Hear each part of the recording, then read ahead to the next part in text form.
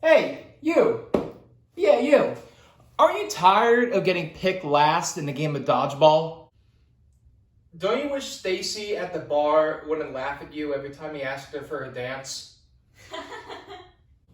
Are you sick of falling flat on your face every time your hands meet the floor? Wishing that somewhere out there was a step-by-step progression to getting your first push-up, but you just don't know where to start? Well, you're in luck.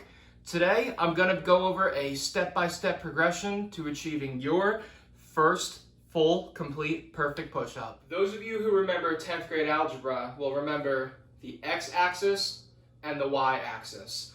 Now, rule of thumb, with the exception of decline push-ups, but that's a little bit more advanced, that is something you do well after you're able to do a normal push-up.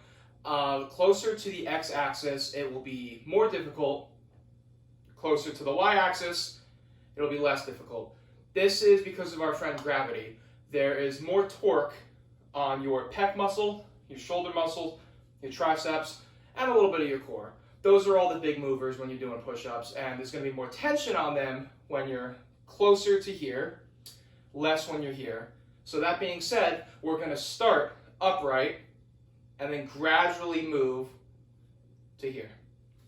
So, step one, or phase one, or wherever you are in your push-up journey, this is the very, very beginning. So you're going to find either a wall or something sturdy like a fridge to where you're just standing. My bad, hands a little too high. Just like this. Now, if this feels a little too easy, you can put your feet a little bit further away from you, further back. And if that's too hard, you can bring them a little more forward. Now with this, as well as all the other variations I'm going to show all of you, sets and reps and how fast you progress will vary greatly person to person.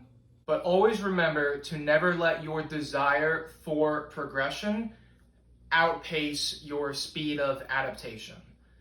Once you feel that you have gained the appropriate strength and stability and technique to move on from that first variation we talked about, like I said, this is a variable that we're going to manipulate to help you get better. So after our first one, the next one we're going to move on to is going to be roughly at a 45-degree angle.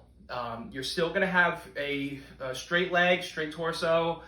Now this can be done on or against a counter, a table, or stairs. Ideally, a household item or furniture that is sturdy and you don't have to worry about slipping and sliding halfway through your set. So just a little pit stop before we move on to the next variation. Now, I mentioned previously that 45 degrees would be the next step, since that's the middle point between vertical and horizontal. However, if you either feel that you're not ready for a 45-degree angle, or if you feel you're a little too strong for it, but you're not quite ready to be completely horizontal, what I would recommend is deviating a little bit from that. So let's say deviating a little bit closer to being vertical would be like a dresser. You know, deviating a little bit closer to horizontal would be against either an ottoman or some sort of small table or stool.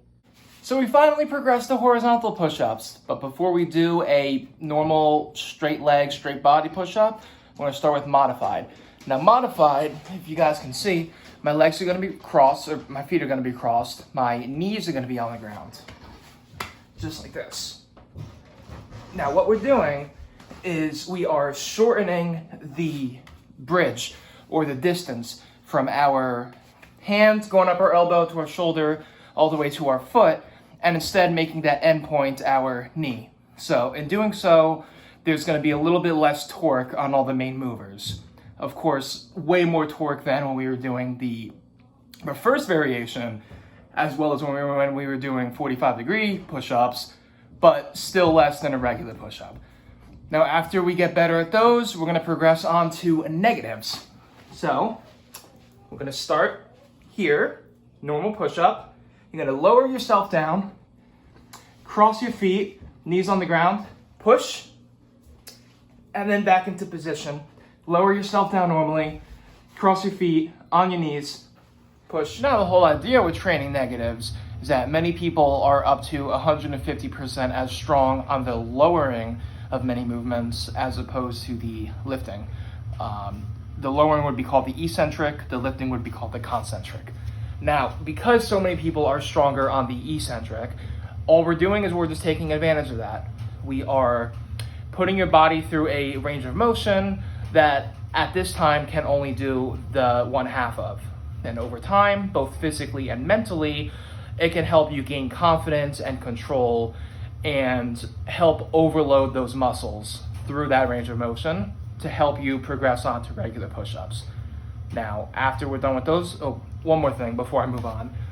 Negatives can often be very taxing on your muscles. They can wear you out quite a bit. So personally, I would recommend using them sparingly and just alternating between those and modified push-ups. Now, final step, regular push-ups. Now, the thing is with regular push-ups, if you're just now getting yourself to the point where you can do them, you may only be able to do a few. So what I recommend is you do as many as you can, and then you do what's called a drop set, where we drop into an easier variation. Right now, I'm doing modified. As stated previously, this is a rough progression. No sets, reps, or time considerations are given. The best thing you could do if you're unsure is to find a coach or a personal trainer, but hopefully this can help some of you guys out there. Thank you so much for everyone who took the time out of your day to watch this. Please like, comment, and subscribe. This is the first of hopefully a series of videos, and I'll catch you guys next time. Thank you.